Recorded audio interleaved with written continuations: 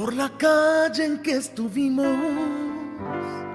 por el beso que te di, por lo bien que la pasamos el día en que te conocí, por esta canción tan tonta, porque te amo mucho más, porque se me hace difícil el quererlo aceptar.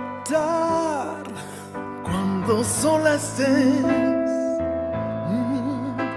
cuando estés con él, cuando pidas más y nadie te dé por el sueño aquel, sé que vas a estar pensando en mí.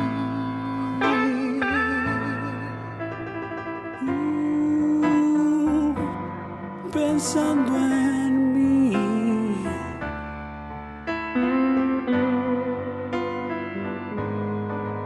Cuando le ames en la cama, por esa estrella fugaz, cuando escuches el silencio, porque me quieres hablar. Cuando te pintes los labios, cuando te quiera besar, cuando escribas en tu diario, y es que no hay con quien hablar. Cuando sola estés, cuando estés con él, cuando pidas más y nadie te dé por el sueño aquel, sé que vas a estar pensando en mí. Bienvenidos, excelente noche para todos. Iniciamos la cuarta clase de la cuarta temporada de la historia y la evolución del rock en Guatemala. Hoy un día diferente a lo que veníamos acostumbrados, nos adelantamos a la clase, hoy jueves 30. Saludos a todos los amigos que nos están sintonizando a esta hora de la noche. Pues hoy traemos una masterclass tremenda con un invitado de lujo que ha participado en grandes proyectos musicales y hoy lo vamos a conocer un poco más. Pero antes vamos a presentar, hoy nos acompaña nuestro panelista Roberto González. Blanco, bienvenido Blanco. Buenas noches, ¿cómo estás? Hola. Hola. Hola, ¿qué tal? Buenas noches. Es un gusto nuevamente estar aquí en la cuarta clase de la cuarta temporada de la historia y la evolución del rock, dándoles las gracias, por supuesto, a todos ustedes, los estudiantes que están aprestos o ya sintonizados, y a la gloriosa Universidad de San Carlos de Guatemala por permitirnos estos cursos libres en el cual están ustedes, la historia y la evolución del rock en Guatemala. Y a vos, Juan Pablo, por estar acá también. Excelente, A nuestro Blanco. invitado Gracias. especial y de lujo.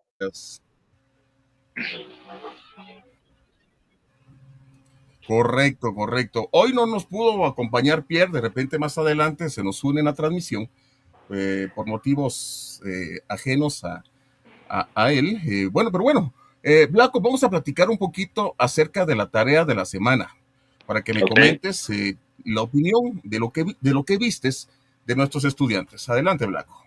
Bueno, estuve revisando hasta hace una media hora el último comentario que habían enviado.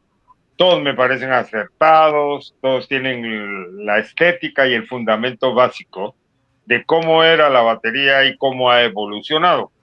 Entonces, no voy a hacer aquí una corrección de los comentarios o de la opinión personal, solamente les quiero hacer esto a manera de mensaje.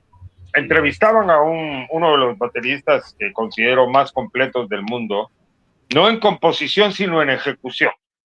Es el Estepario Siberiano, que fue baterista de Saratoga, tiene su página, es un monstruo para tocar con una independencia como que fuera pulpo, de verdad, algo increíble.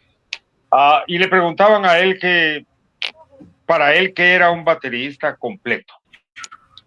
Y yo, es mi opinión también, baterista completo es aquel que recordemos que la batería es un instrumento de acompañamiento. El que muchos grupos lo usen para lucirse o para llenar espacios o para hacer experimentos no significa que haya perdido lo básico que debe tener la batería, que es acompañar. Ir unida con el bajo siempre es, algunas veces se pueden separar, pero básicamente él decía, el mejor baterista es aquel que puede acompañar y ser muy sólido y que cuando tiene que dar velocidad pueda dar velocidad. Pero si tú traes a un baterista sólido a tocar velocidad, no puede. Y si traes a un baterista de velocidad a tocar sólido, no puede. Entonces, el ideal es uno que tenga esas dos virtudes, velocidad y solidez. ¿Por qué? Porque hay momentos de una canción en los cuales se necesita la solidez para cuerpar una rola o la rapidez para lucir algo que pueden estar haciendo figuras a 2 voces, a 3 voces en las guitarras, o un espacio, un puentecito, puede, pero que tenga esas dos características. Entonces, en conclusión, el baterista ha evolucionado mucho. Ahora el baterista actual, estoy hablando del de 2026, ese baterista es el que quiere mostrar que toca muy bien, que hace unos riffs increíbles, que hace contratiempos sincopados y que hace un montón de cosas, pero yo siempre opino y diré lo mismo. El rock en 4/4 es lo que la gente entiende. Nunca, si tú vas a ser baterista, toques para músicos, toca para el público. El público no sabe teoría musical. El público entiende lo que le golpea la mente, lo que recibe en su corazón. Entonces, si tú quieres ser un músico para músicos, hazlo súper complejo. Si tú quieres ser un músico para que la audiencia te apoye, te siga y que tú te sientas contento de que lo que estás haciendo te obliga a mover la cabeza o a llevar el compás con el pie, entonces ahí estás en lo correcto. Por lo demás, solamente felicitarlos a todos por su contribución. De verdad se ve que investigaron mucho. Yo les mandé a algunos grupos en el grupo de WhatsApp, algunos clásicos, porque no puede ser un baterista que nunca es que haya escuchado el solo imposible de Buddy Rich, no puede ser, a Krupa, tampoco. Son las leyendas que abrieron las puertas para todo lo que tenemos hoy. Entonces, nuevamente una felicitación para todos y gracias por su apoyo y gracias por de verdad demostrar un verdadero interés por cada pregunta que se les deja. Gracias. Excelente, Blanco, excelente, grandes palabras. Y de eso se trata este curso, no solo de escuchar música, sino de entender de dónde la historia, la evolución. Excelente. Entonces, como comentario adicional, siempre, por favor, al finalizar la clase, marcar la asistencia. Ahí siempre nos apoyan compartiendo el link de la asistencia y la clase de hoy le vamos a titular Cuarta clase, Pablo León el MAE. Ok, bueno, ya mencioné quién está con nosotros, pero vamos a hacerle la presentación como acostumbramos, Blanco y amigos. Vamos a ir, por supuesto, vamos a ir a un arquitecto, a conocer a un arquitecto del teclado, del sintetizador, directamente desde Costa Rica, pero con una huella marcada en la escena guatemalteca. Hoy nos acompaña Pablo León el MAE, músico, productor, arreglista, ingeniero de sonido, multiinstrumentista, un artista completo que ha dejado su marca tanto en los escenarios como detrás de las consolas. Ha sido el MAE parte fundamental en la producción musical, incluso hasta en el cine. Ha participado y él nos va a contar su experiencia. También es protagonista, por supuesto, del movimiento del rock alternativo de la década de los 90 y los años 2000, colaborando con con distintas bandas nacionales que ayudaron a definir toda una generación. Señores, con ustedes, Pablo León, el MAE. Bienvenido, Pablo. Gracias, gracias. Qué gustazo estar en la cuarta clase de esto, que es gusto estar con tremendos másters, el Blanco, realmente una leyenda, y vos, Juan Pablo, y no, un gustazo, de verdad. Muchas gracias. No, gracias a vos por aceptar la invitación y bienvenido. Estás en tu casa y sale la primera pregunta de una vez así a chilazo. ¿Por qué el MAE? Bueno, todos sabemos que MAE se dice en Costa Rica, pero ¿por qué te quedó a vos el MAE? Fíjate que MAE es el equivalente a mano de acá cuando uno se refiere a alguien, y de hecho es una muletilla muy tica. Hay mucha gente, los ticos, que cuando hablan meten el MAE para todos lados. O sea, yo te puedo decir, MAE Blanco, fui a un ensayo, MAE, y ahí estaban esos MAEs esperándome, MAE. Yo llegué tarde, MAE, pero llegué a tiempo, MAE. Entonces metí 5 MAEs en toda la frase, y es simplemente una muletilla. Entonces, cuando recién vine, ahorita ya tengo el acento muy diferente porque tengo 20 años de vivir acá, pero entonces el MAE se me salía por todo lado, entonces quedé bautizado como el ahí viene el MAE. y me pasa con amigos ticos que trabajan en otras cosas. Hay un publicista acá, Víctor Pardo, que a él le dicen el MAE también en los medios de publicidad. Hay algunos futbolistas, pero ese por eso la muletilla de decir MAE. Ok, muy bien. Excelente. Tú tengo el conocimiento que naciste en Costa Rica, pero eres de padre chileno. Correcto, sí, yo nací en Costa Rica, mi familia cercana, hermanos y mis papás son chilenos totales, totales. Tengo esas 2 nacionalidades y soy residente guatemalteco hace 20 años ya. Qué buena onda. Un híbrido extraño de nacionalidades. Interesante. Como no salga reptiliano, todo está bien. Bueno, ¿cómo te iniciaste en la música? Okay. ¿Cómo es eso? Todos queremos saber cómo el MAE empezó en esto. Fíjense que yo, bueno, en Costa Rica, yo tuve la suerte, mis papás a mí me llevaban a conciertos y cosas desde pequeño, y en Costa Rica también. Yo viví una época muy bonita donde había muchos conciertos, ir a ver, yo vi a Paco de Lucía de 10 años, de 12 años, y a la par de ver a Paco de Lucía, veía a Mercedes Sosa, iba a ver a la Sinfónica, había Chicorea, había un montón de música desde pequeño, y eso influyó mucho que me gustara la música, por supuesto. Y además, que eso es un dato vacilón, yo sí era muy fanático del rock tico. Desde 10 años y iba a conciertos cuando podía, y cuando tenía 15 años me escapaba y me colaba en conciertos. Entonces yo crecí siendo muy fan de la música tica, del rock de esa época, te estoy hablando 85, 86, y a partir de ahí, obviamente tuve un interés por la música. Primero estudié guitarra clásica como a los 12 años, y de repente me pasé al piano justamente por un disco de Keith Jarrett que me cambió la vida, así cuando te ponen un acetato y te quedas así, ¿verdad? Alucinado. Ajá. Pero realmente mucho de esto es por la influencia de poder haber oído mucha música. Inclusive el otro día le comentaba al guitarrista de Viernes, yo estoy tocando con Viernes Verde, entonces yo le decía, estamos hablando, ¿cuál fue tu primer concierto?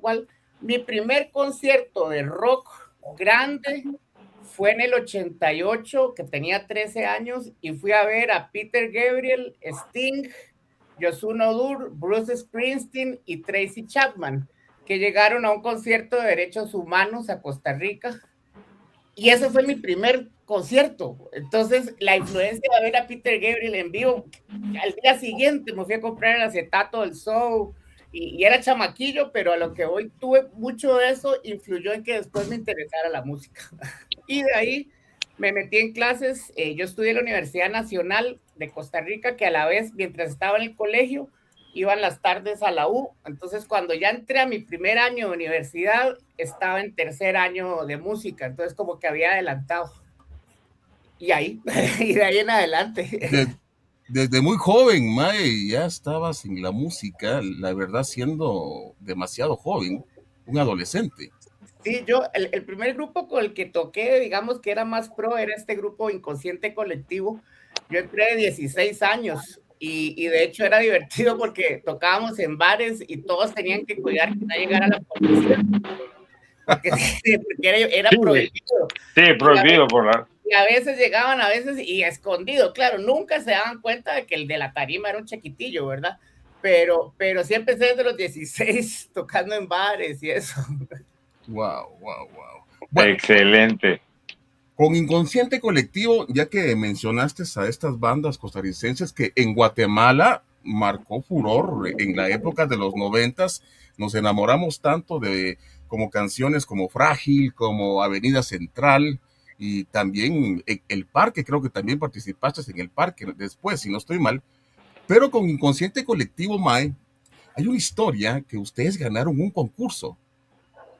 Cuéntanos un poquito de esto. Correcto.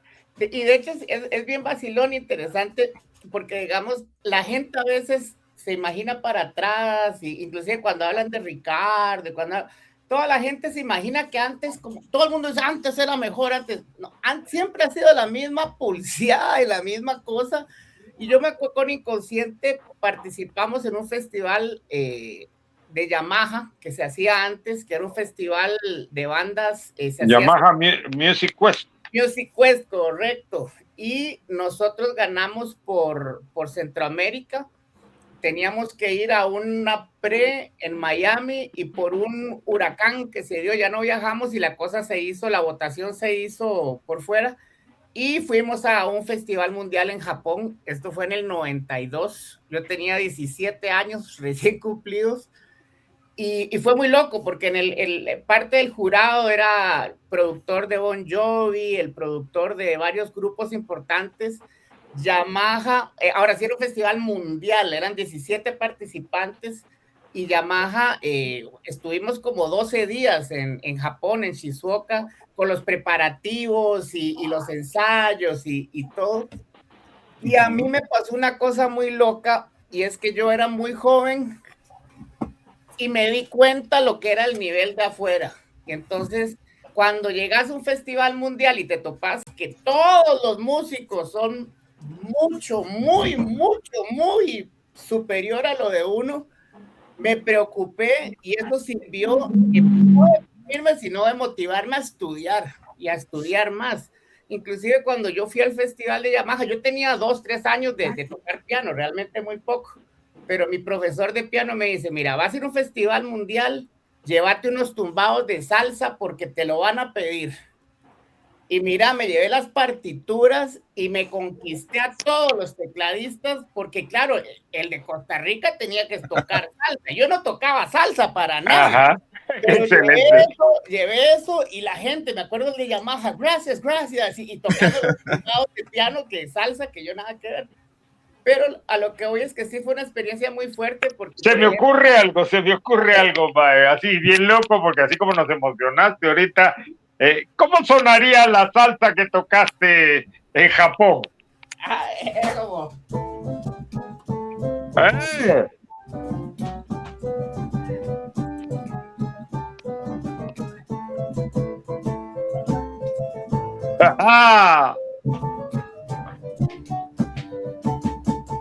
Ahora, eso lo toca ahorita.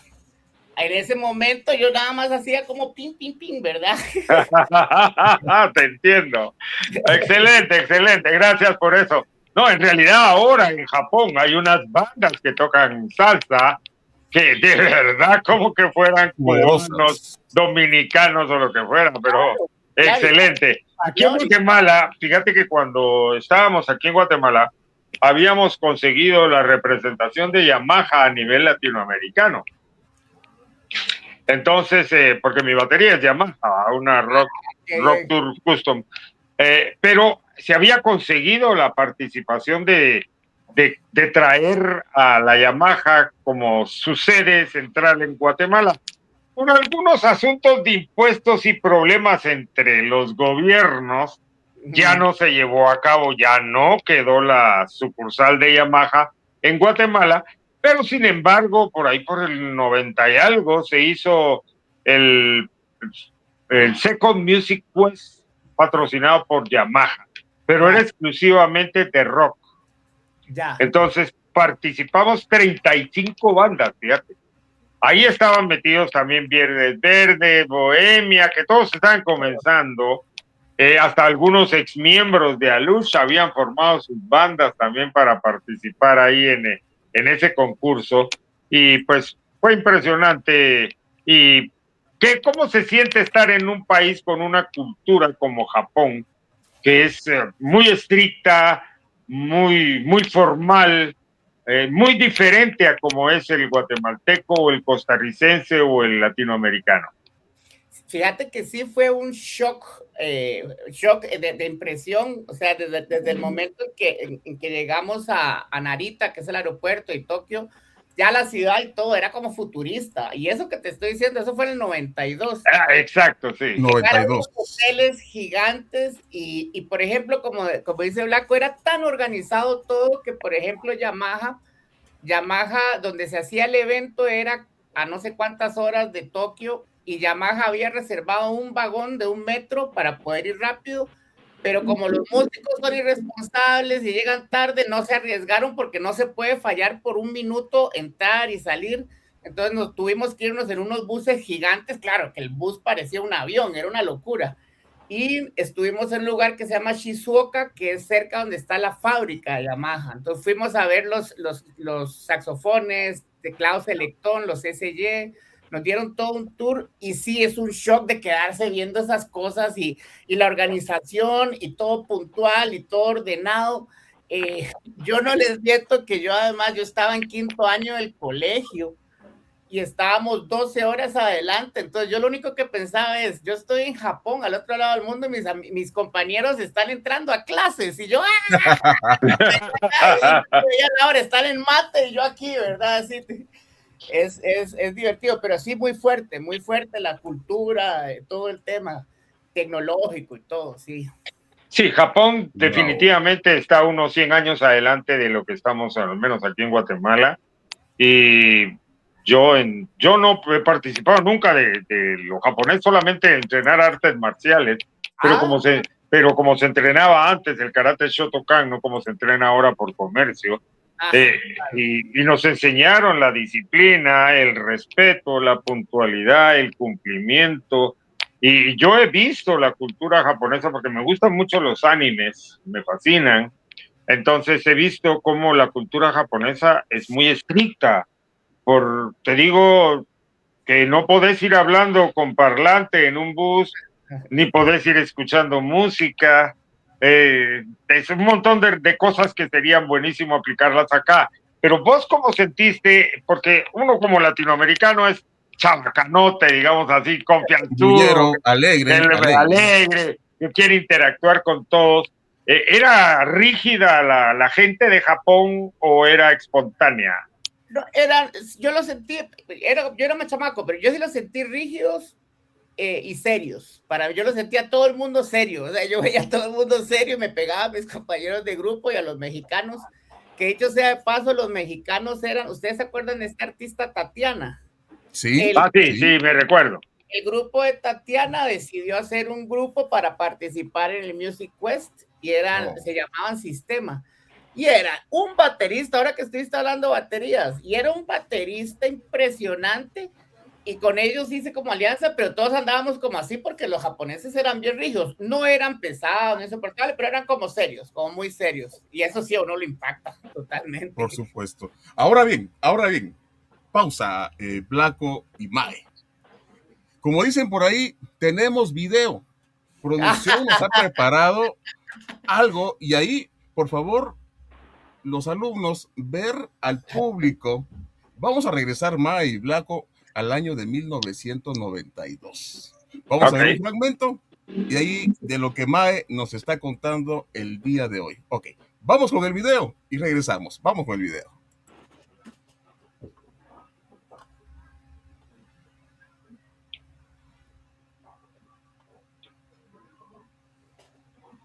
From Costa Rica, Fragile. Performed by Inconsciente Colectivo.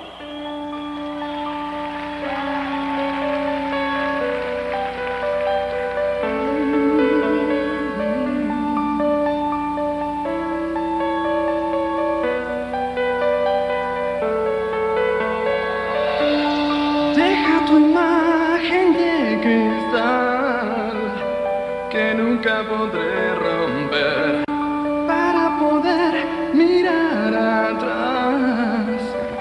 En medio de lo que fui, sigues engañándote, lo sé.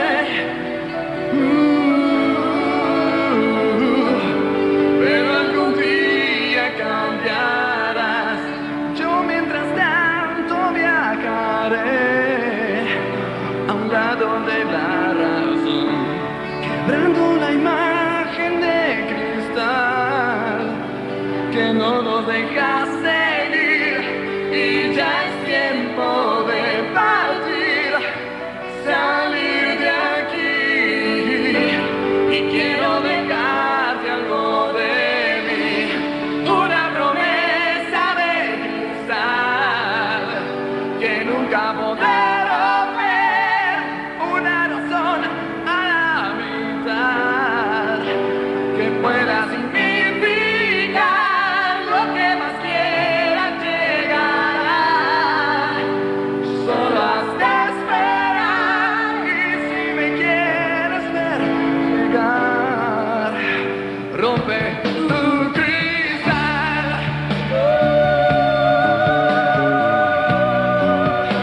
Frágil te quiero ver.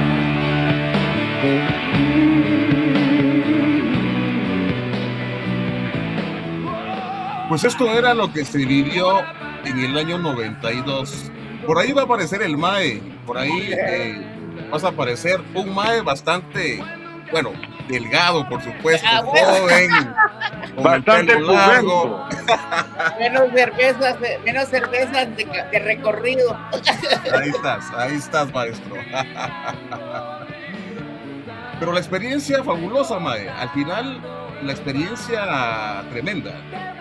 Sí, fue muy impactante, como les digo, el roce con los músicos, el ir, o sea, inclusive el previo, en esa época no había internet, todo era por fax, entonces a mí me mandaron un fax con lo que yo quería de teclados y me daban 15 opciones de teclados y poder escoger cómo uno lo ponía. De hecho ahí estoy usando un piano electroacústico y un sintetizador arriba que en Costa Rica no había, pero lo pedí porque tenía que tener el último y los ensayos y todo, muchos ensayos, muchas pruebas, porque era un show que se transmitía además a todo el mundo y era de Yamaha, entonces fue muy fuerte, muy loco la experiencia, ¿verdad?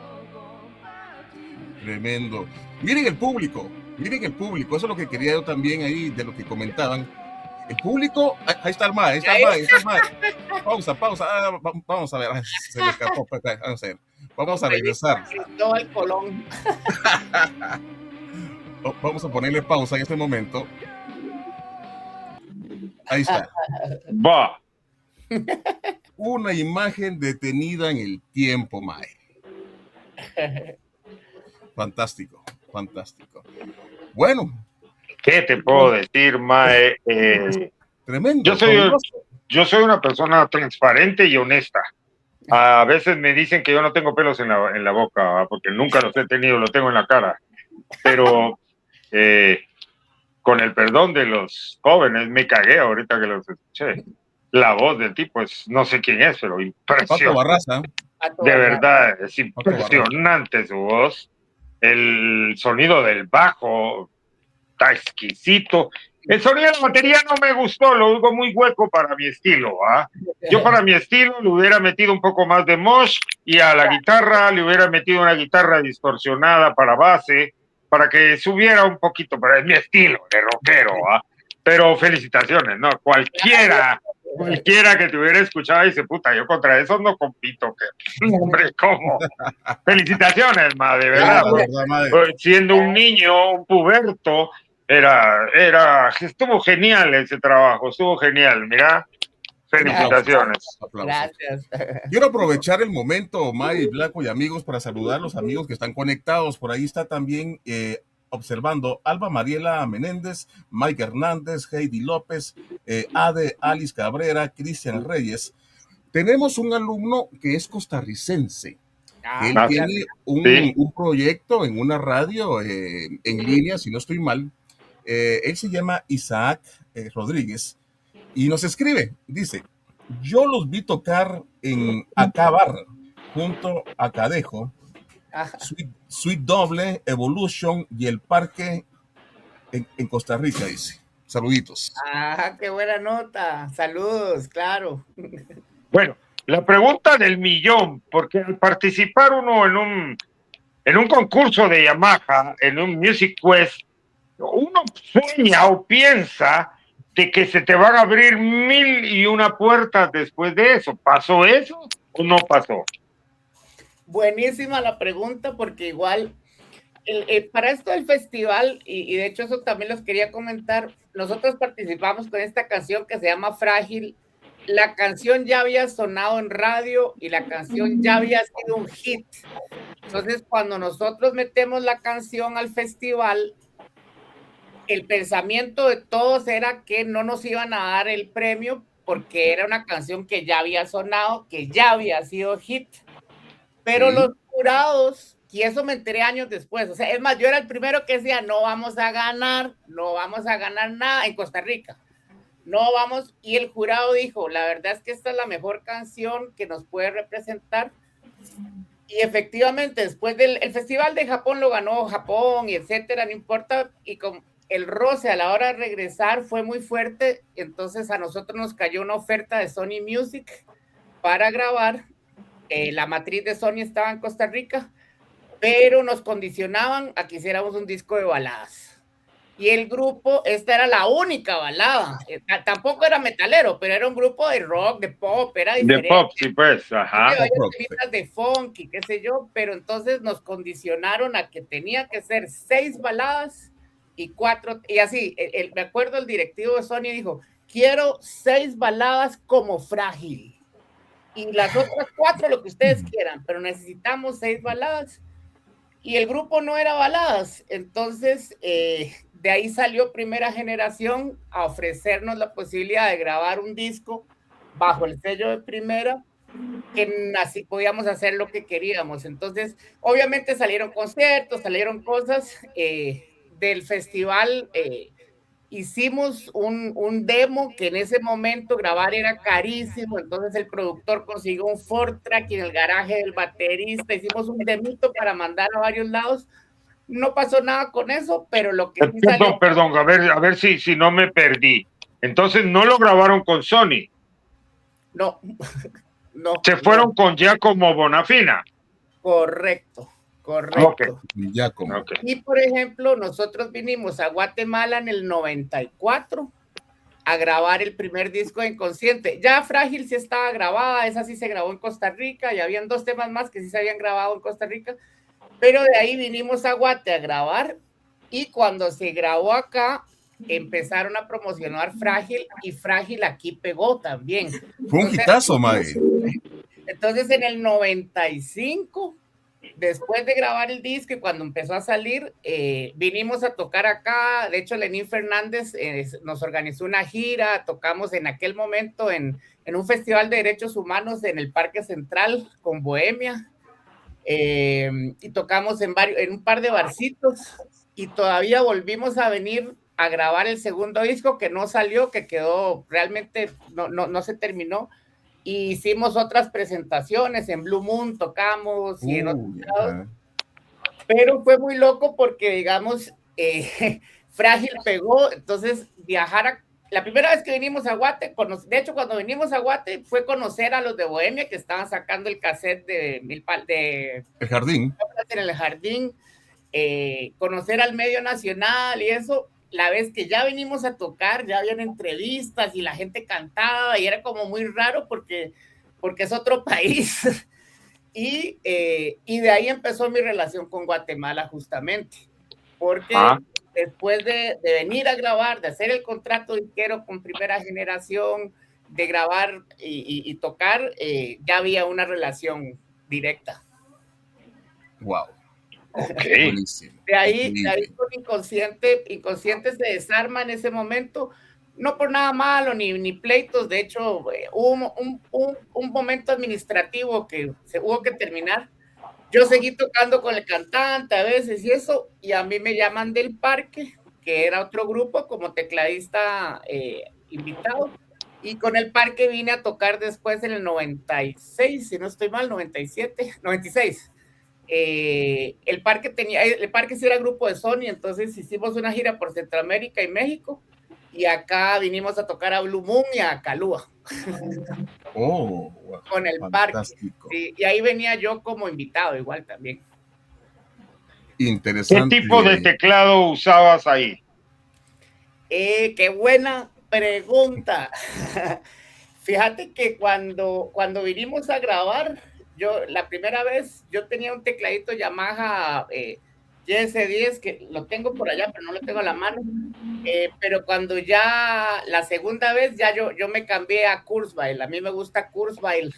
Y Kurzweil es un sintetizador muy interesante porque permite combinar sonidos de algunas marcas. Digamos, los teclados son como los carros. O sea, yo no puedo usar un sonido de un Roland en un Casio o en un Kurzweil. Cada quien tiene su cerebro. Y el Kurzweil es la primera marca que logró poder jalar de unos samples de Roland o de no sé qué. Entonces podía mezclar y hacer una arquitectura de sonidos muy, muy completa. Es decir, tenía un módulo muy, muy bueno. Exactamente, también el micropiano, que era un muy buen sonido de piano. Entonces yo siempre he trabajado con Kurzweil. Bueno, en esa época trabajaba con Kurzweil y sí, me funcionaba muy bien.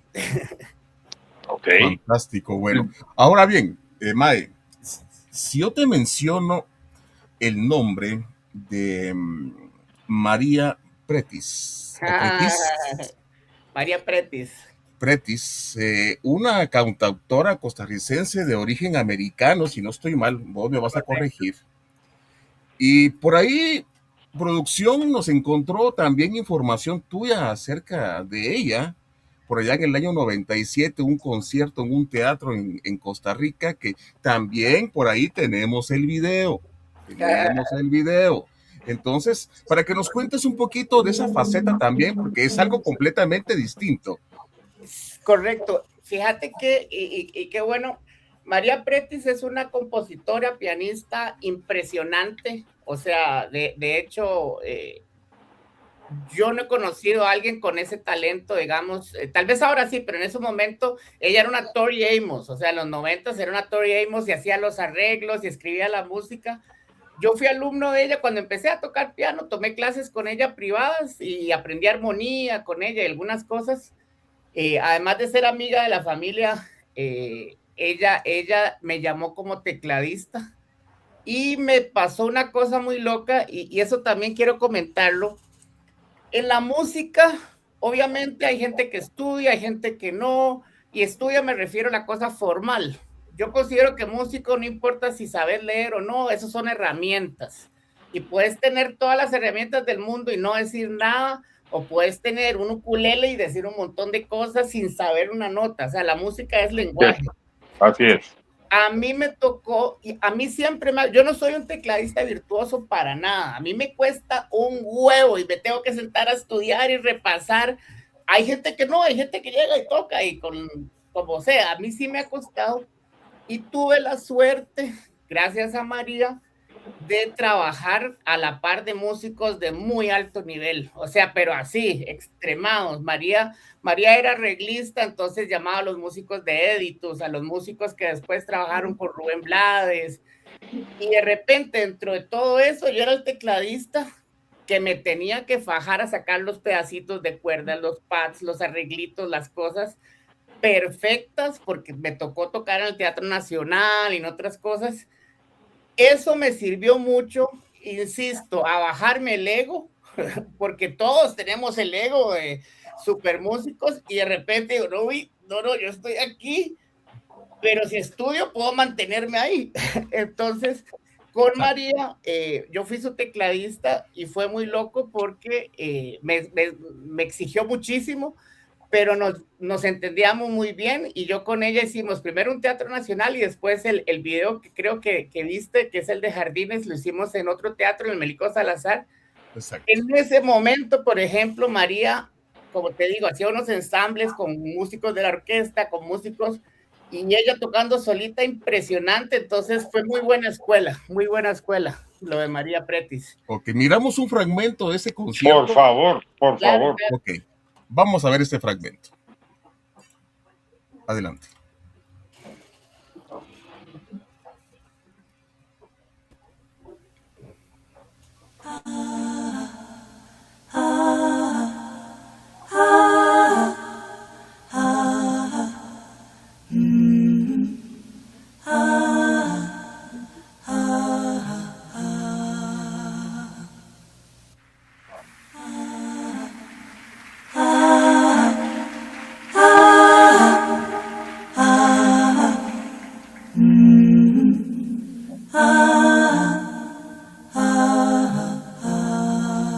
Amuleto contra la muerte, contra el vacío, inmunízame contra el temor, contra el temor.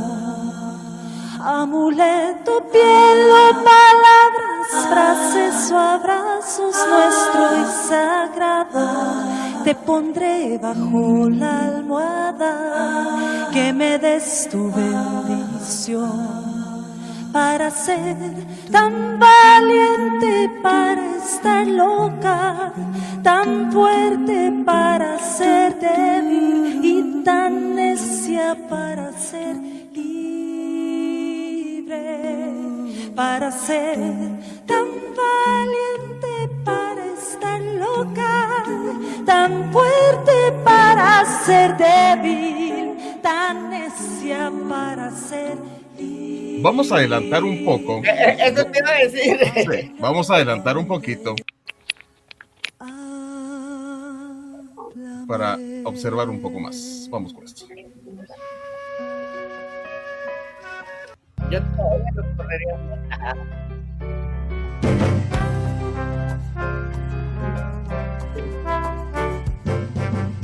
Hay quienes hacen nudos del aire para explicar la mañana, de esos que visten frases complejas, se cubren bien, otros que compran sol enlatado en una plaza dorada.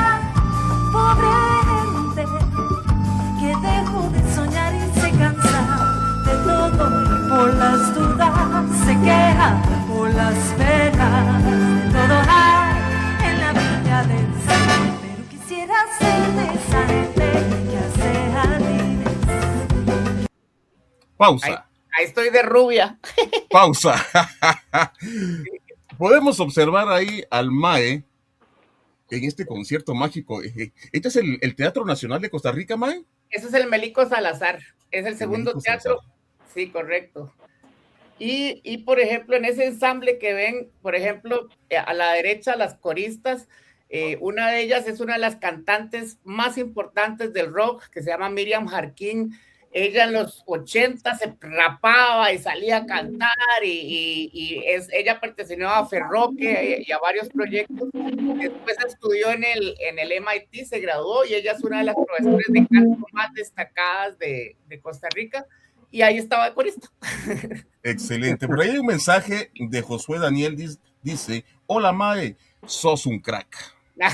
Qué buena nota. Buenísimo, buenísimo. Bueno, continuamos, Blanco, continuamos. Sí, bueno. Vamos avanzando. Después de esto, ¿cómo te integraste a algún grupo guatemalteco propiamente? De ahí, buenísimo, porque justamente, digamos, yo como les digo, de tocar con María y eso, yo empecé a trabajar en un estudio de grabación en Costa Rica. Ya como llegó de visita y éramos amigos, etcétera, me llegó a visitar al estudio y como a los 15 días me ofreció trabajo y me dijo si me animaba a venirme a Guatemala, que necesitaba un técnico para primera generación. La verdad es que implicó irse y todo, y yo agarré, es más, yo me vine en un ticabús a probar suerte.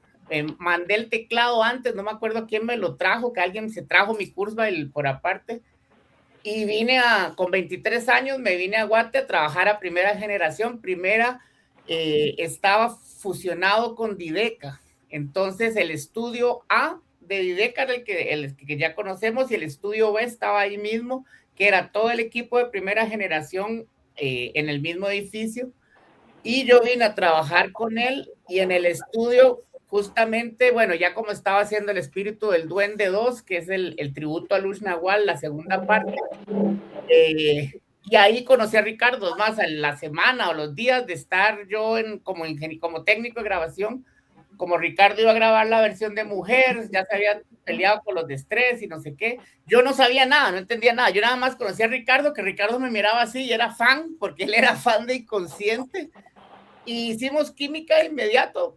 Grabamos, de hecho yo grabé los teclados de Mujer y grabé el cello. Ahí nos hicimos amigos conocí a Michelle Peraza también y empecé a conocer músicos que llegaban al estudio. Ahí empezó ya mi relación, ya viviendo acá. Inclusive yo le comentaba a Juan Pablo que a mí me tocó grabar el Manjula Extinción. Yo grabé como técnico de grabación las baterías y las voces de Mora. En ese momento, por ejemplo, el Manjula iba a ser con un drum machine, con una batería, y de último se les ocurrió, Lenín prestó la batería y logramos que Gerardo Cibrián grabara las baterías de último, ya estaban las voces, ya estaba todo grabado, y fue impresionante el toque de Gerardo Cibrián. Y yo además, como venía afuera, venía con algunas técnicas de grabación, entonces, por ejemplo, las voces de Mora, en ese momento todo sonaba Rage Against the Machine y todo eso, Sí, pero la gente quería que las voces tuvieran cierto sonido especial. Yo venía de trabajar con cinta, entonces, por ejemplo, yo trabajaba algunas cosas saturando la cinta y otras con la voz normal, y esa fusión hacía que se entendieran. Fue muy bonito porque me tocó trabajar con mucha gente en el estudio y ahí conocí a gente. Ahí empecé a tocar con Ricardo, empecé a tocar con Michelle Peraza.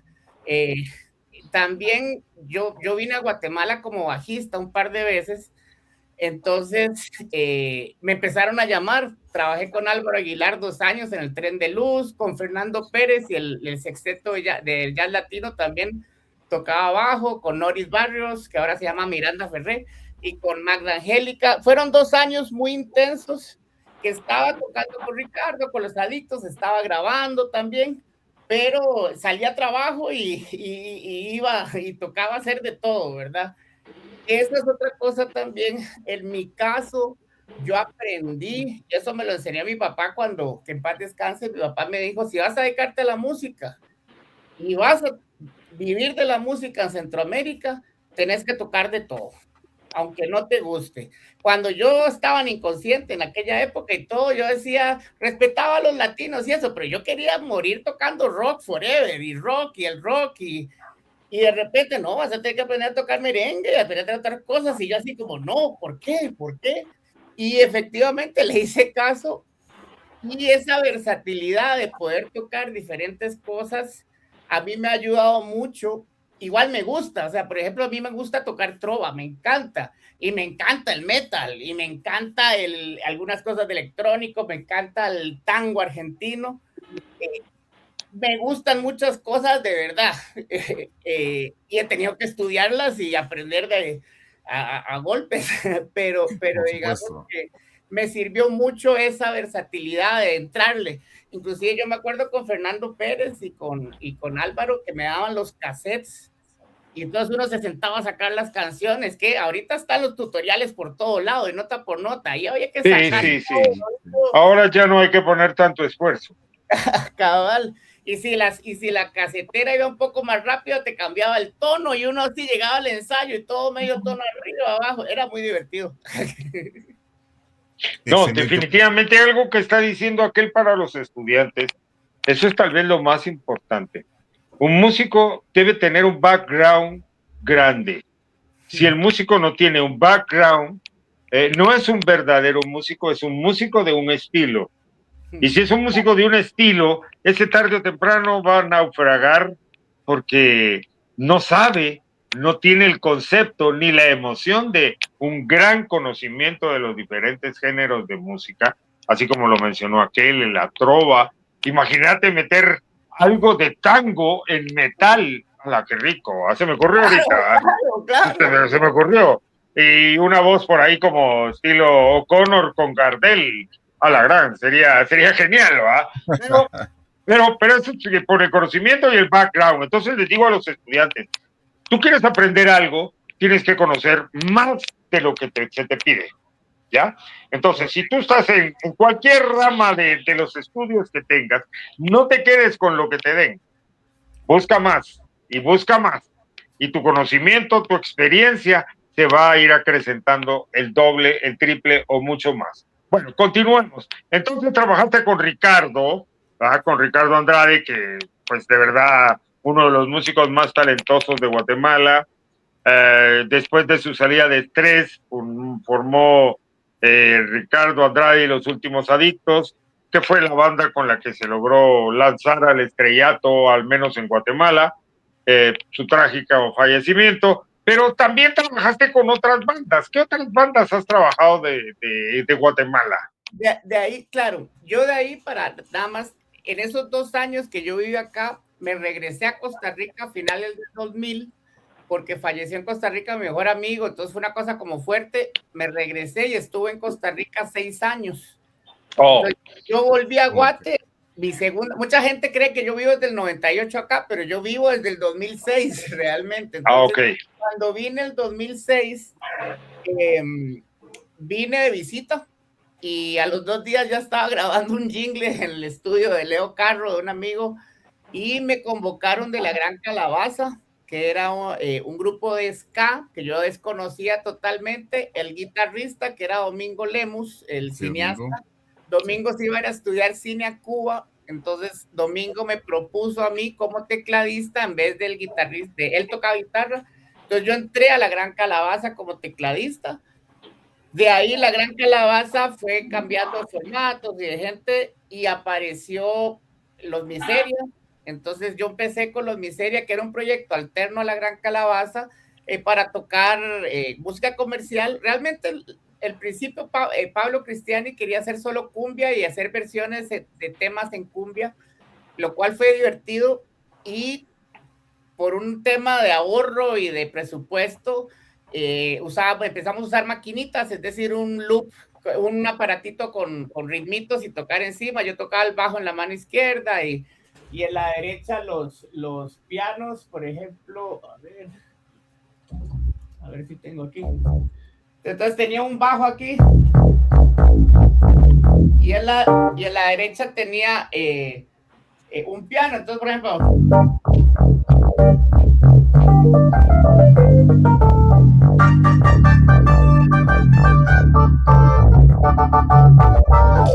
entonces fantástico. Y con el drum machine detrás teníamos una base, tocábamos en barcitos y realmente lo que hacíamos era tocar en cumbia versiones de temas de rock. Tocábamos Guns N' Roses, The Cure, que obviamente... Hay una de Pink Floyd. Está la de Otro ladrillo más a la pared, que bueno, es fantástica. A mí me gusta. Ahora, a mí me gusta. En ese momento era bastante falto de respeto, pero era una manera de tocar covers diferente a lo que todo el mundo hacía. Ahora, no te digo, nos sentamos a planear, no, de repente, toquen eso encima, tal, y empezaba The Cure, no sé qué, y lentamente Los Miseria, después de tocar años covers, se sacó la primera canción, que era No se acaba el amor, que también justamente era un tema que se sacó sin esperanzas de nada. Es más, el tema que salió era un demo que lo hizo Tuco Cárdenas, y se sacó solo en Facebook, porque las radios ya no te apoyaban, o sea, uno hablaba, sí, venite, te hacían una promoción de un día y ahí no pasaba nada más. Ajá. Y con No se acaba el amor fue muy loco porque empezaron a llamar las radios a pedir la canción.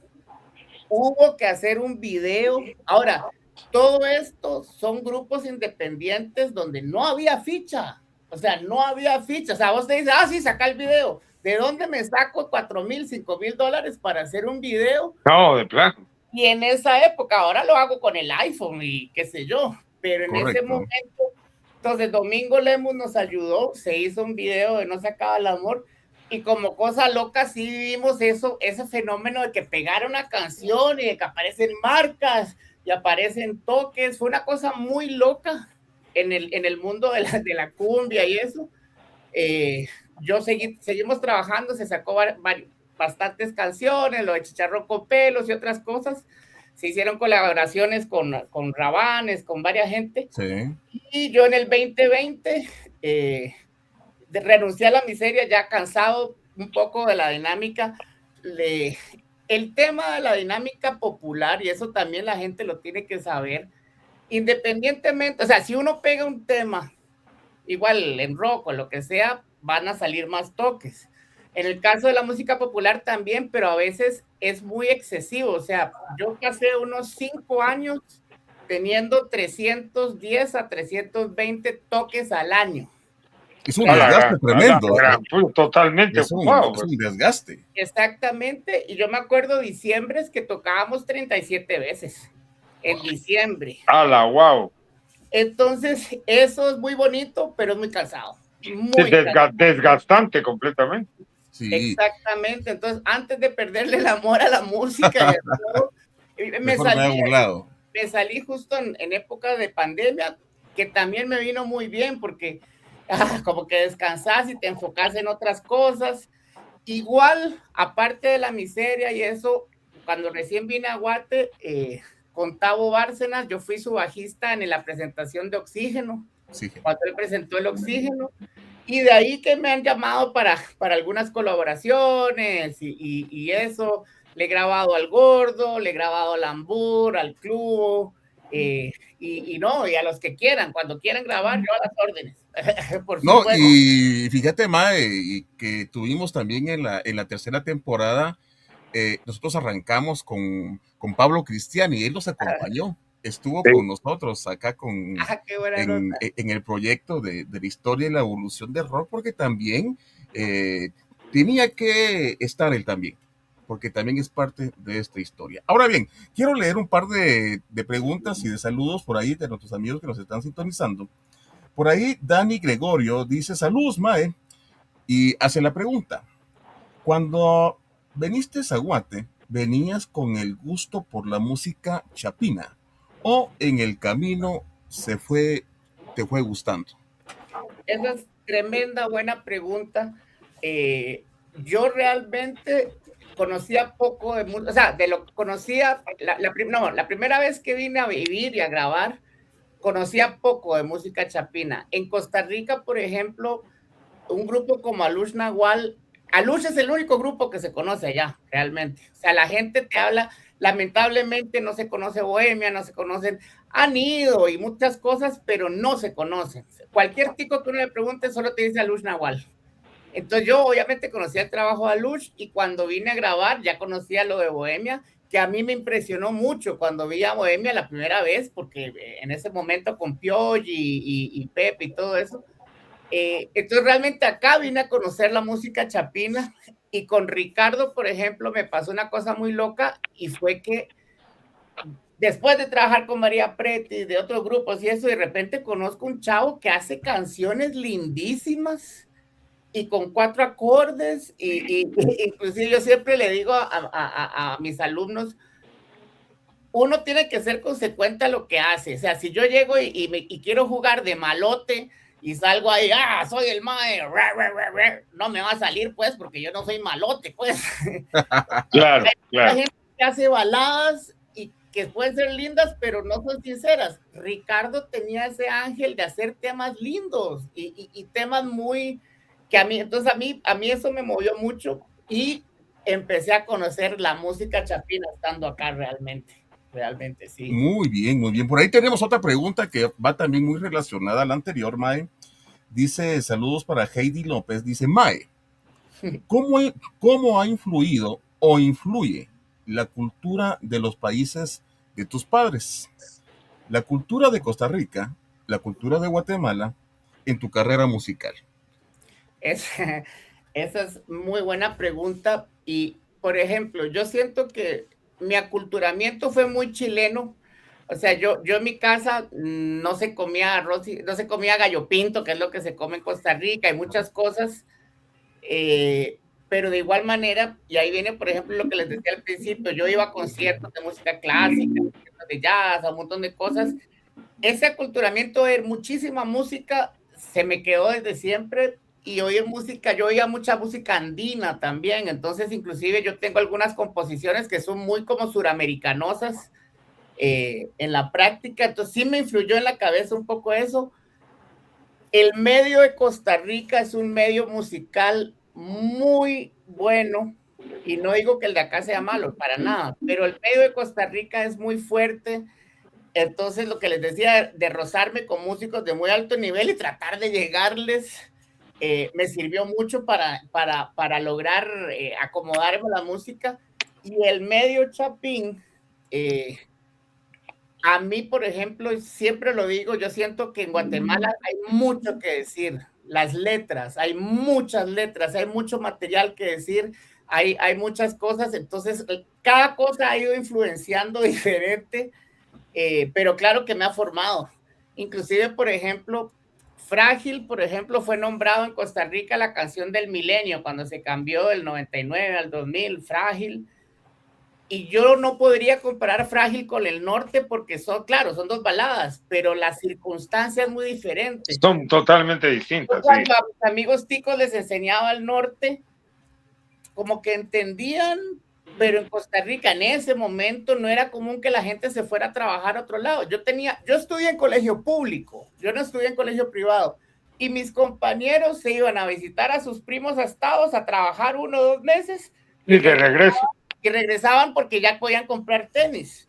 Nadie se hacía la idea de dejar familia, de cruzar de manera clandestina. Entonces, son cosas sociales que son diferentes. Muy distintas, sí. Que el mensaje les llega diferente a cada quien. Entonces, eso sí a mí me ha influenciado y abrirme la cabeza mucho más, ¿verdad? Para entender cada medio y cada cosa. Excelente, Mae. Bueno, tenemos otro fragmento de video, Mae. Aquí nos gusta ir interactuando y vamos a recordar un concierto, ya que hablabas de Ricardo Andrade, de esos conciertos que nosotros, los que vivimos esa época, algunos con mucha intensidad, otros un poco más relajados. La bodeguita del centro, yo puedo decir que es una catedral del rock, o fue, mejor dicho, fue una catedral del rock. Y vamos a ver este video y ahí nos cuentas un poquitito ahí, escuchamos un poco, de ahí le bajo el volumen y seguimos platicando. Señores, hoy en la historia y la evolución del rock, un genio musical, el Mae. Vamos a ver esto. Vamos con esto.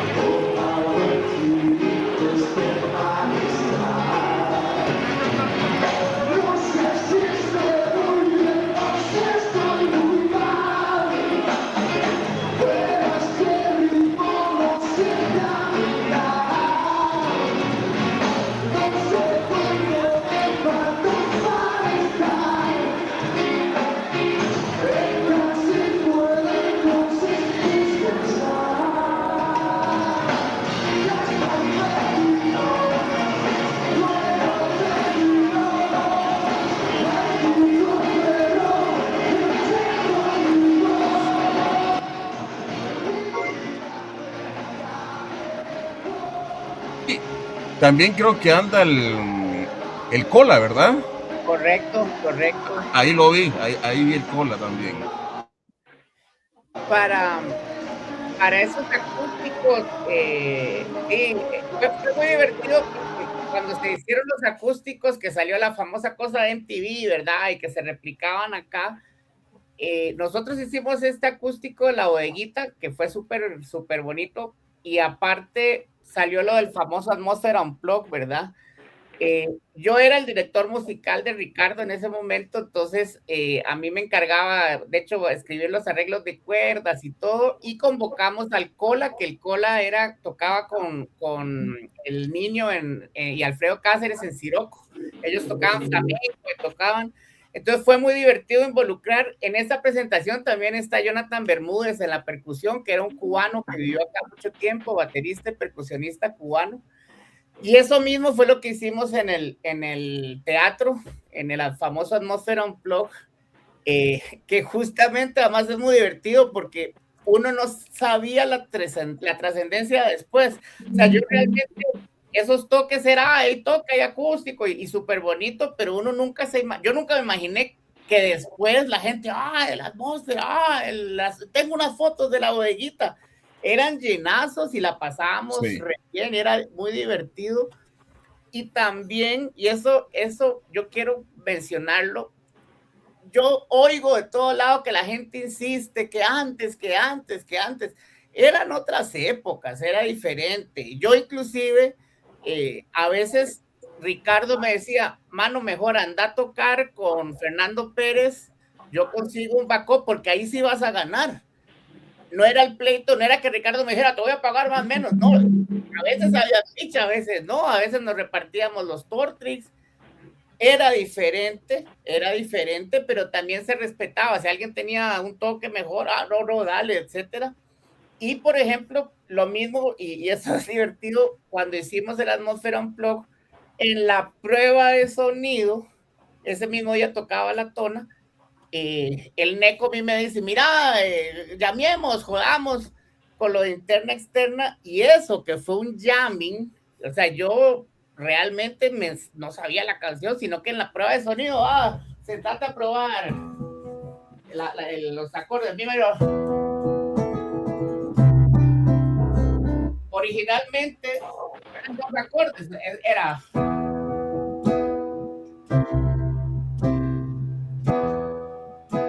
Y en el jamming a mí se me ocurrió la idea de...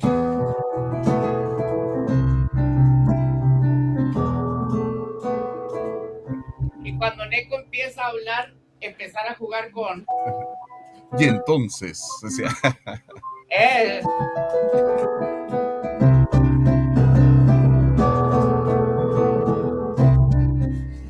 Y eso, a la hora del toque, ya me llamaron, toqué y quedó grabado, pero realmente fue una cosa muy espontánea y que salió en el momento y pasó a la historia del rock chapín. Es muy, muy divertido y era un jamming, era una cosa espontánea, ¿verdad? Vos dijiste algo que es muy importante para que el estudiante lo sepa y el público en general. Los conciertos podía tener una gran cantidad de público, Ricardo Andrade, y los grupos que estaban en ese momento, pero no había una consecuencia económica de retorno importante, pues.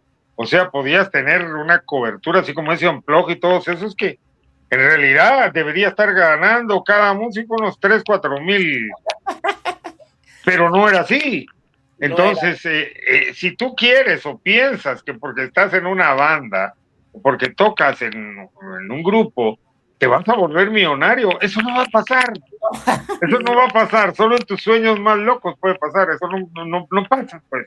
Entonces, a veces se gana, a veces no se gana, a veces se pierde más de lo que se gana, se invierte y se queda debiendo, pero ese es un punto importante porque a pesar del éxito que tuvo después también a posteriori, no era un ingreso que estuviera comparado con la cantidad económica que uno piensa que puede recibir, ¿verdad?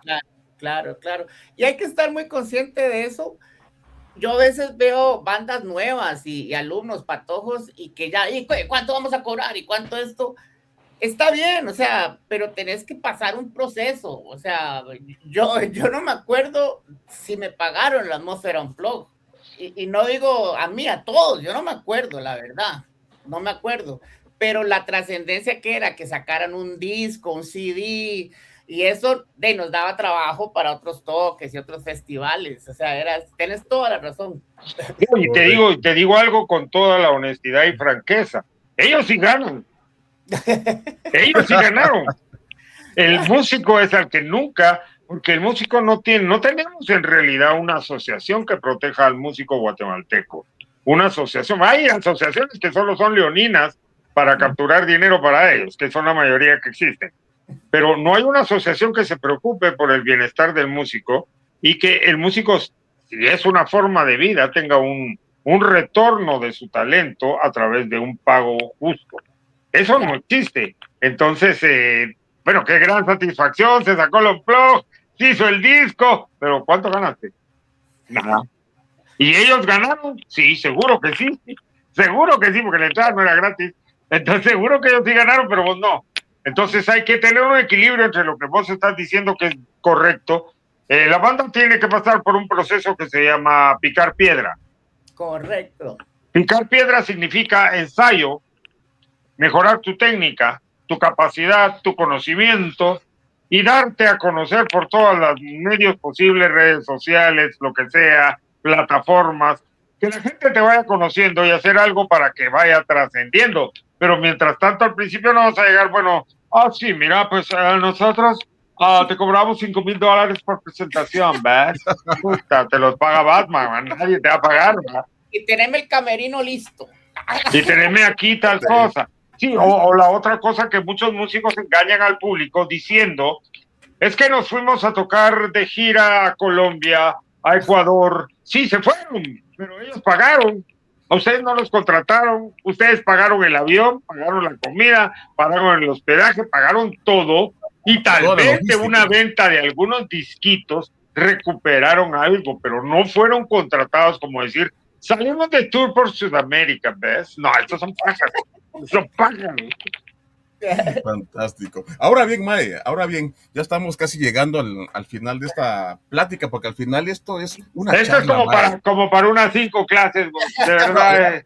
falta un montón, ¿no? Mae, Sí, nos tiene sí. que dar una segunda parte mínimo, Mae. Tiene que Tenemos haber tener una segunda parte, una segunda definitivamente. parte, una segunda parte. Ahora bien, Mae, el tema al norte de Ricardo Andrade, también participaste.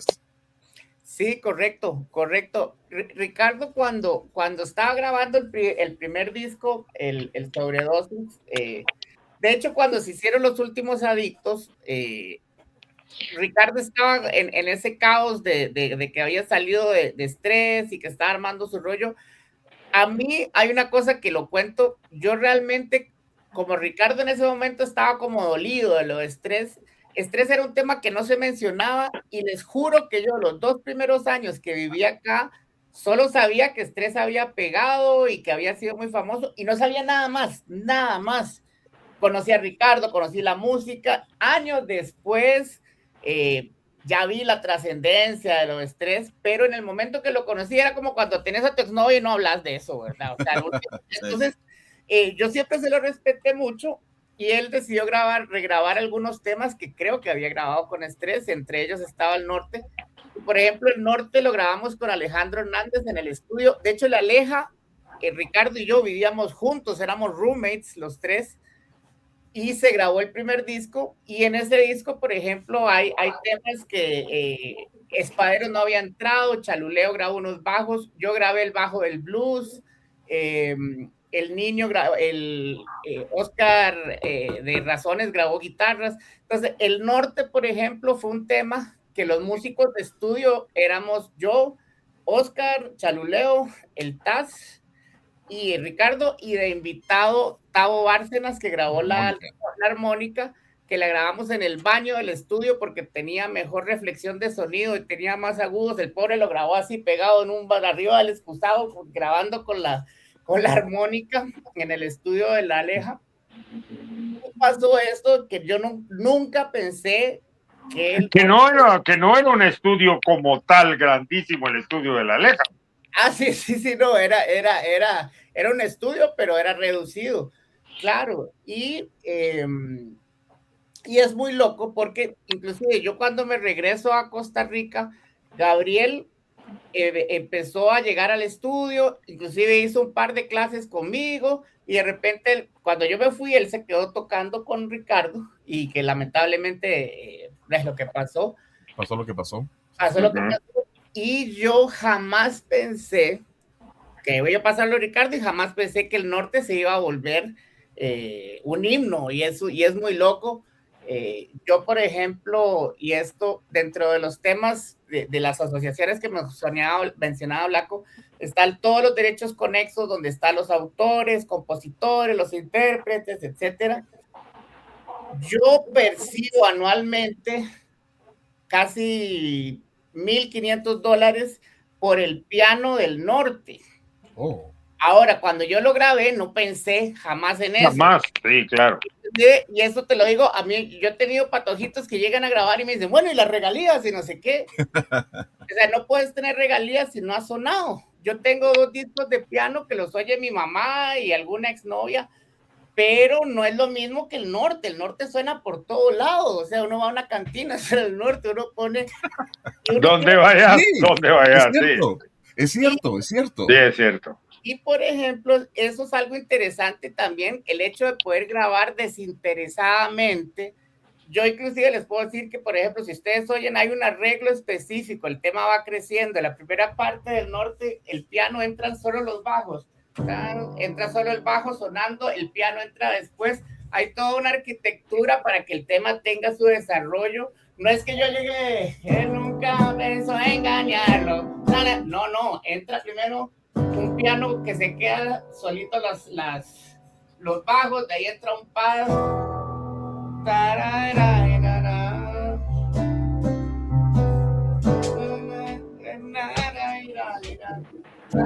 Ahora, ¿qué pasa? Inclusive esto también como músico, ¿qué pasa si yo tengo una balada y yo digo, que nunca pensó engañarlo?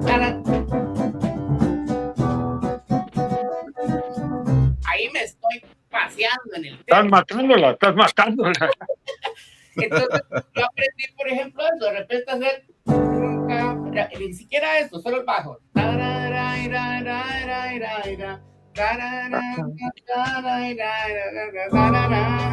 Todavía la segunda vez yo le metí un acordecillo como para que sonara ahí. Y esos detalles eran a la hora de grabar en pro de la canción y en pro del mensaje, de lo que se tenía, ¿verdad? Sin esperar que después se volviera un himno, es que eso es lo más loco, ¿verdad? Sí, no, y seguirá sonando por todos lados el norte, así que se No, quedó definitivamente. para la historia, sí, para la eternidad. Bueno, Sí. vamos ya terminando, Mae, y sí te voy a pedir una segunda parte porque nos falta hablar muchos temas más y gracias y la calidad humana que tenés es fantástico, la Gracias. verdad.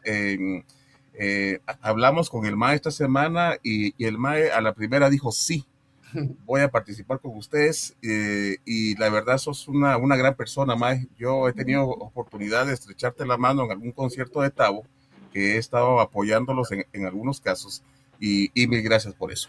Solo quiero platicar un poquito ya para terminar, que también has participado en el cine. Tu música, tu piano ha estado en el cine. Esa labor que vos haces mágica de los sonidos. La película Toque de Queda.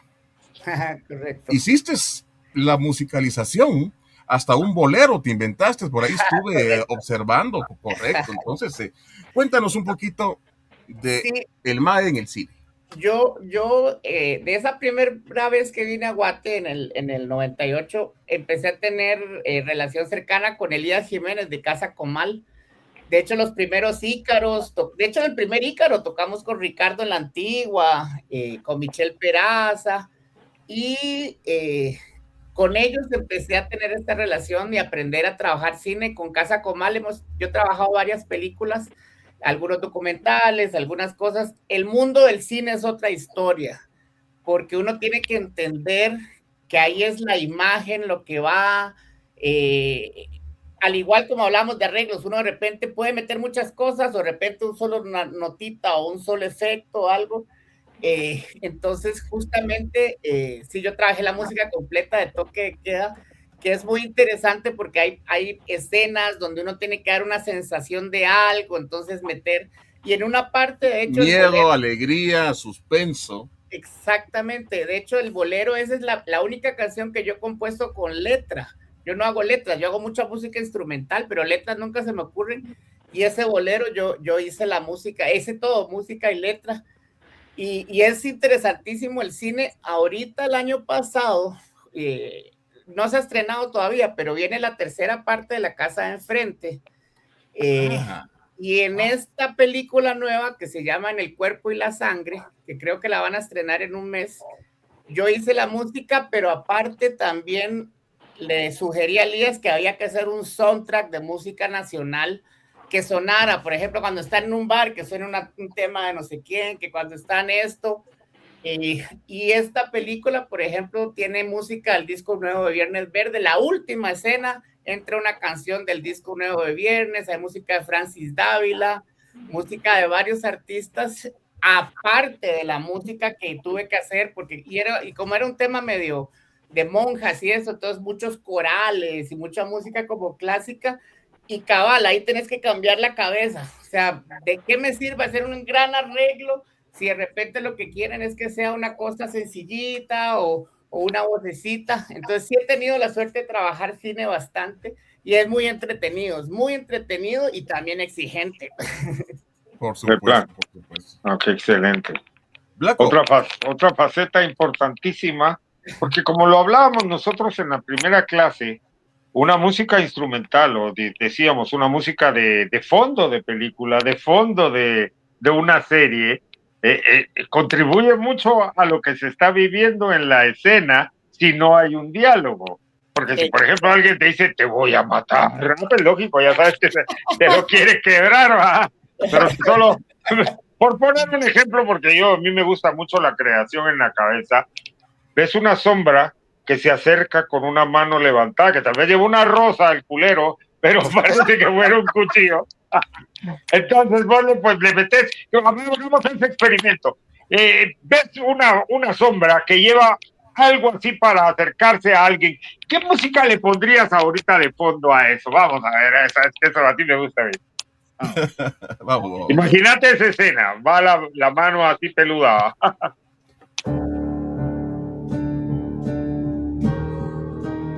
Oh.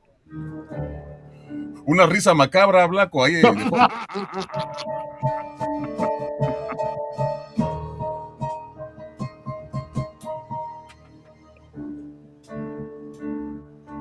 ¿O puedo ir aquí? Eso es más chinga los nervios, sí, está bien. Puta, ya sentí el pijazo. ¡Oh!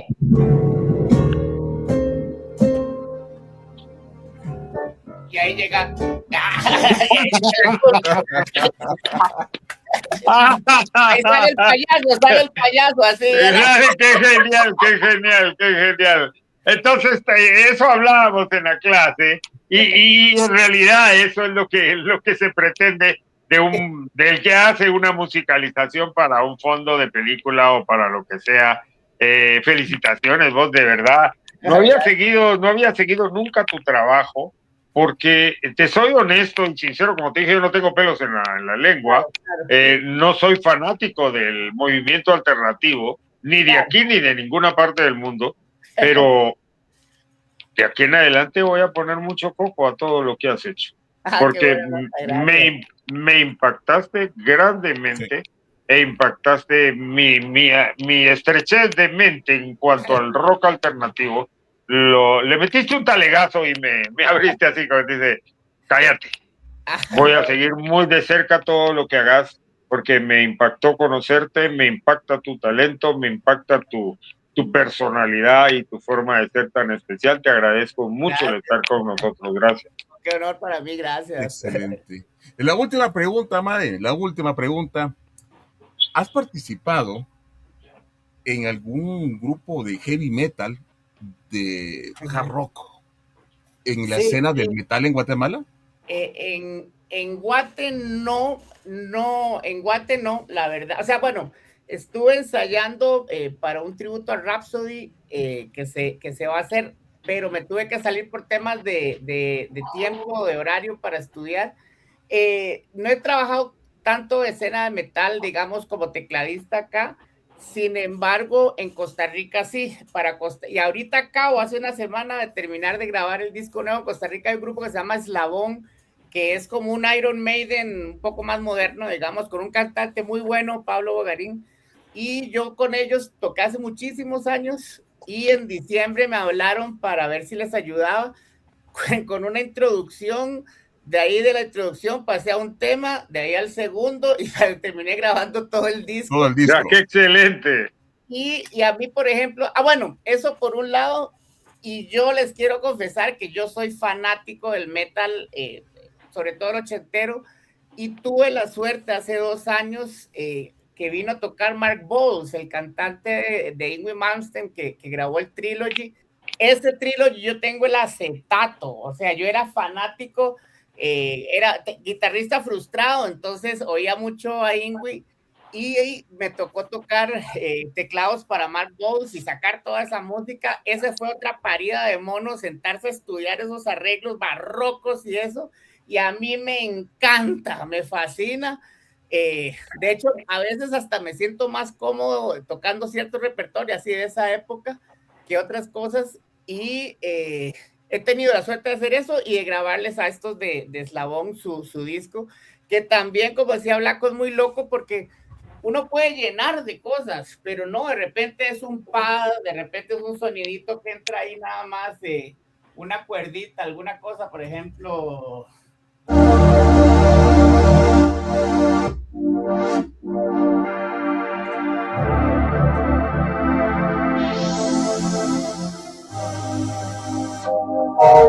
Jugar con todos esos filtros y eso ayuda a una canción, o si uno de repente mete unas voces.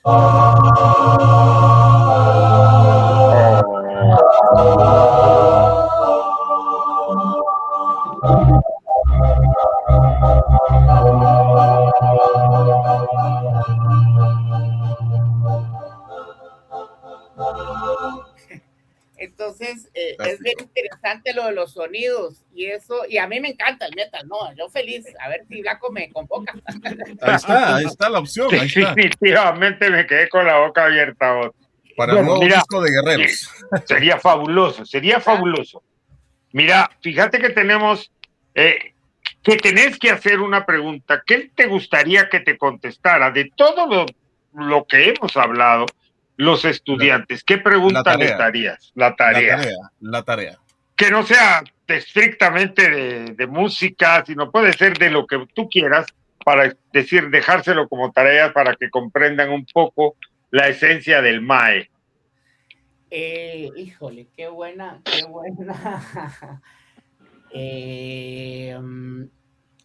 Yo les iba a dejar una tarea, pero más que del MAE, hablando de teclados. Ok. Hablando de los teclados, en Guatemala, de toda la época rockera de los 90s, que es la que mucha gente habla, y posterior, principios del 2000, hubo otro personaje, también extranjero, que vivió acá, y él grabó para Viernes Verde, para Dárana, para un montón de gente. Me encantaría que estudiaran o que buscaran, nada más investigaran a Leo Carro. Leo Carro es un argentino que vivió acá mucho tiempo. Él trabajaba en primera generación con Giacomo. También, y en varios estudios. Él grabó los teclados de Abrazar la Niebla, grabó el piano del Mejor de Los Ángeles de Tao.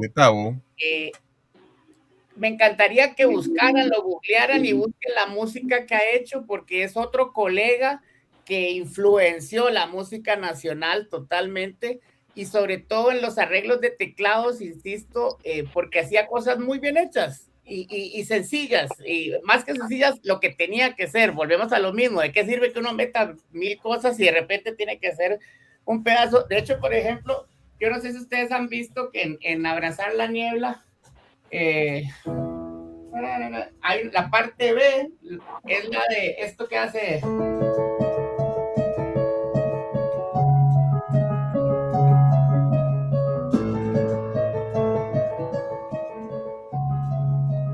Ese arreglo lo hizo Leo, y ese arreglo es súper bonito, casi barroco.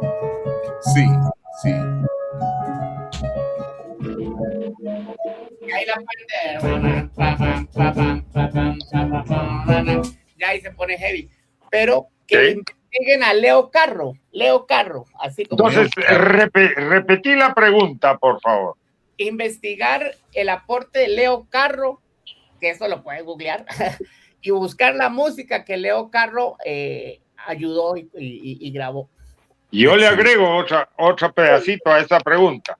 Esa es la parte positiva de Leo Carro. ¿Y cuál es la parte negativa de Leo Carro en el metal guatemalteco? La parte negativa. En el metal. En el metal. Muy bien. Ok, muy bien, está bien. Está Se bien, vale, se está vale, bien, se se vale. vale. Si no la Se saben, vale. yo sí la sé porque yo la vi. Así Muy que, bien, muy bien. No, buenísimo. Bueno, voy a leer los últimos comentarios, Mae, y procedemos ya a terminar el programa. La verdad me la pasé fantástico. Hay que tener Igual segunda yo, parte, por igual yo. supuesto. Qué bueno, Mae. Por ahí, Dani Gregorio dice, Mae, ¿en qué lugar de Guate disfrutas mucho tocar? Y también dice, ¿o qué concierto te ha marcado más desde que llegaste a Guatemala? Wow, sí. Ay, qué buena pregunta. Digamos, para explicar, por ejemplo, con los Miseria tuve la oportunidad de tocar en muchos escenarios de mucha gente y mucha gente, muchísima, pero la música popular es diferente y no es que sea ni peor ni mejor, es diferente. Entonces, por ejemplo, yo me acuerdo perfectamente que el acústico de La Bodeguita ha sido de los conciertos más impresionantes que marcaron, y con Inconsciente Colectivo tocamos en La Bodeguita y fue un llenazo, y también fue de los conciertos que a mí me marcaron. Hace 2 años hubo un concierto de Neco y Germánico de la Tona, hicieron un concierto a beneficio del papá de una amiga que había que juntar fondos, y se hizo un concierto de Neco Germánico, yo toqué piano y el Chino García en la percusión, llegaron como 300 personas, y de repente, mira, se me hace así la piel porque tocar la música de la Tona en versión acústica y toda la gente se sabía los poemas larguísimos y recitaban y ponían atención. Ese concierto a mí me dejó, yo el día siguiente llamé a mi mamá y le contaba y le ponía los videos y eso. Esos conciertos han sido para mí muy impresionantes. Tocar con la Tona, tocar con Ricardo, en el acústico en La Bodeguita. La Bodeguita era muy mágica realmente. Sí, un templo del rock. Por ahí también Alba Mariela dice, Mae, gracias por compartir tan amplios conocimientos con nosotros. Buenísima clase, maestros. Dice, saludos para Gracias. también. Rodríguez, desde Costa Rica, dice, qué bien lo que estuviste en la presentación del tema, dice, y el manager Sata dice, no le capté bien la pregunta. Leo participó en Abrazar la Niebla y también tocó con La Tona. Correcto. Por ahí te saluda el Cola, anda por ahí también bien. El Cola. Saludos, Cola. Aquí anda Alejandro y Ade Ali dice, Mae, mi admiración total. Bueno, Ay, qué buena nota, gracias. señores, hemos llegado al final de una masterclass. La verdad, hoy la pasamos fenomenal con Pablo León el Mae. Gracias, Blanco. Y hoy no se pudo conectar también Pierre, otro compañero que también es panelista con nosotros, pero la pasamos fenomenal. Mae, tus palabras de despedida, por favor. No, bueno, primero ustedes, muchas gracias. Me encantan estas iniciativas y creo que es muy importante compartir las experiencias, compartir los puntos, porque a veces se crean un montón de historias alrededor que no son. Creo que uno tiene que dedicarse a lo que uno quiere, sea música, sea lo que sea, pero ser consecuente a la vida. O sea, yo insisto, y esto se los digo siempre, yo no soy un virtuoso, yo no soy una persona super high level a nivel musical, pero he aprendido a entrarle. Sé cuando tengo que escuchar, sé cuando tengo que aprender a llevarme con la gente, como también, por supuesto, uno de repente se impone con un criterio. No es que tampoco no digo, oh, no, pero uno tiene que saber ser consecuente. Si voy a ir a tocar un concierto, tengo que ir con una actitud cool, para todos, que eso mata, los egos matan y las actitudes matan, y eso el público se da cuenta. Entonces yo creo que soy buena nota y gracias a eso he tenido muchísimo trabajo, y hay colegas que a veces no los llaman, que son mucho mejores que yo, pero que es difícil trabajar con ellos. yo creo que todos podemos trabajar bien con todos, simplemente teniendo mucho respeto y siendo consecuentes a lo que pasa, ¿verdad? Exacto, Mae. Grandes palabras. Claro que por supuesto que sí. Blanco, palabra de despedida de la clase. Bueno, gracias, Mae, de verdad, un aporte increíble el que diste para todos los estudiantes, para mi persona y para el público en general que lo va a seguir viendo. Te agradezco mucho y que queda pendiente una segunda parte. Claro. Agradecimientos a la Universidad de San Carlos de Guatemala por darnos esta oportunidad, a los cursos libres y a usted, estudiante que está conectado aquí, que se la va a seguir gozando. Muchas gracias y yo me despido siempre a mi estilo. Ya nos vimos, ya nos vemos, ya nos vamos. Chao, mi chop sun guantán. Hasta la vista, baby. Pues bueno, señores, esto fue la cuarta clase de la historia, la evolución del rock nacional, cursos libres de la Universidad San Carlos de Guatemala. Mae, no me queda más de agradecerte. Y hoy escuchamos una gran historia y es bonito volver a recordar, volver a vivir a través de alguien que estuvo ahí presente, que estuviste creando y seguís creando, experimentando y llevando el sonido a otro nivel. Mae, nos vamos y para despedirnos nos vamos con un fragmento muy pequeño, nos faltó hablar de esto, pero vamos a disfrutarlo y hasta la próxima, Mae. Un abrazo total. Gracias. Gracias. Nos despedimos con esto. Aplausos, Mae. Buenísimo. Gracias. Gracias.